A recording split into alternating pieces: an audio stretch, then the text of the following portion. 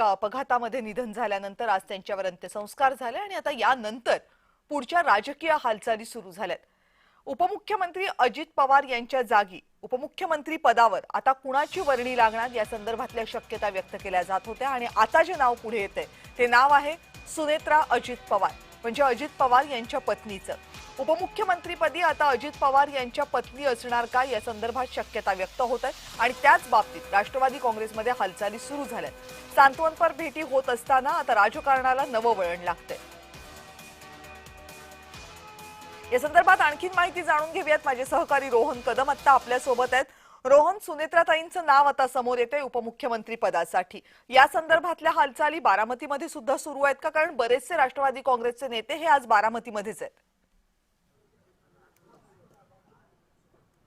अगदी बरोबर आहे। अनेक नेते जरी बारामतीमध्ये असले तरी देखील अशा प्रकारे राजकीय चर्चा त्यांच्यामध्ये झाली नसल्याची माहिती विश्वसनीय सूत्रांनी दिलेली आहे। खरं तर प्रफुल्ल पटेल असतील, छगन भुजबळ असतील, हे राष्ट्रवादी काँग्रेस पक्षाचे ज्येष्ठ नेते आहेत, वरिष्ठ नेते आहेत आणि वडीलधारी म्हणून आता पक्षातले देखील ज्येष्ठ नेते आणि या राष्ट्रवादीच्या कुटुंबातले देखील ज्येष्ठ नेते वडीलधारी म्हणून सांत्वनपर भेट घेणं, सुनेत्रा पवारांचं सांत्वन करणं। अजित पवारांचे दोन्ही चिरंजीव अद्याप राजकारणामध्ये इतक्या मोठ्या प्रमाणामध्ये काम करत नाहीयेत किंवा त्यांना इतका राजकीय मोठा अनुभव नाहीये आणि त्यात असं असताना अजित पवारांचं छत्र, त्यांच्या पितृछत्र जे असतं ते हरपलेलं आहे आणि या सगळ्या काळामध्ये वडीलधारी म्हणून छगन भुजबळ आणि प्रफुल्ल पटेल यांनी एकत्रितपणे यांची भेट जी आहे ती घेतली। कारण का कालपासून अनेक लोक अजित पवारांच्या निधनानंतर या सगळ्यांना भेटायला येत होते, परंतु पक्षातील वरिष्ठ म्हणून त्यांना एकत्रितपणे बसून या सगळ्याबाबतची चर्चा करायची होती आणि त्यांना सांत्वनपर मार्गदर्शन असेल किंवा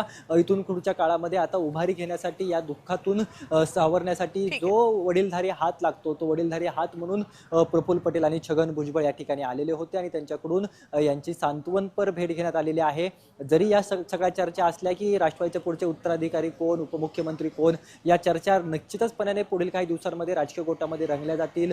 अनेक चर्चा यामध्ये होत राहतील, परंतु आजच्या दिवशी अगदी काही तासांपूर्वी अजित पवार अनंतात विलीन झालेत आणि अशा रीतीने आज चर्चा करणं योग्य होणार नाही। त्यामुळे अशा प्रकारची कोणतीही चर्चा या कोणत्याही नेत्यांमध्ये आणि सुनेत्रा आतापर्यंत या संदर्भातली चर्चा कोणती नाहीये असं तुमचं म्हणणं आहे। खरं तर राष्ट्रवादी काँग्रेसचे सगळे महत्त्वाचे नेते हे सध्या बारामतीमध्येच आहेत आणि प्रश्न अर्थात आहे की या पक्षाचा जो प्रमुख होता त्याचंच या जगातना जाणं झालेलं आहे, त्यांचं निधन झालेलं आहे। त्यामुळे आता या प्रमुख पदावर कोण असणार आहे, पक्षाचं नेतृत्व कोण करणार आहे आणि मंत्रिमंडळामध्ये पक्षाचं नेतृत्व कोण करणार आहे, असे दोनही प्रश्न सध्या राष्ट्रवादी काँग्रेस समोर आहेत। आता या प्रश्नाचं उत्तर नेमकं काय येतं याकडे सगळ्यांचं लक्ष आहे आणि जे आता नाव आहे ते अजित पवार यांच्या पत्नी सुनेत्रा पवार यांचं आहे। सुनेत्रा पवार या सध्या राज्यसभेमध्ये खासदार आहेत। त्या महाराष्ट्राच्या मंत्रिमंडळामध्ये नेतृत्व करणार का राष्ट्रवादी काँग्रेसचं, हाही प्रश्न आहे, कारण त्यांच्याच नावाची सध्या चर्चा होते। रोहन, धन्यवाद तुम्ही दिलेल्या सगळ्या सविस्तर माहितीबद्दल।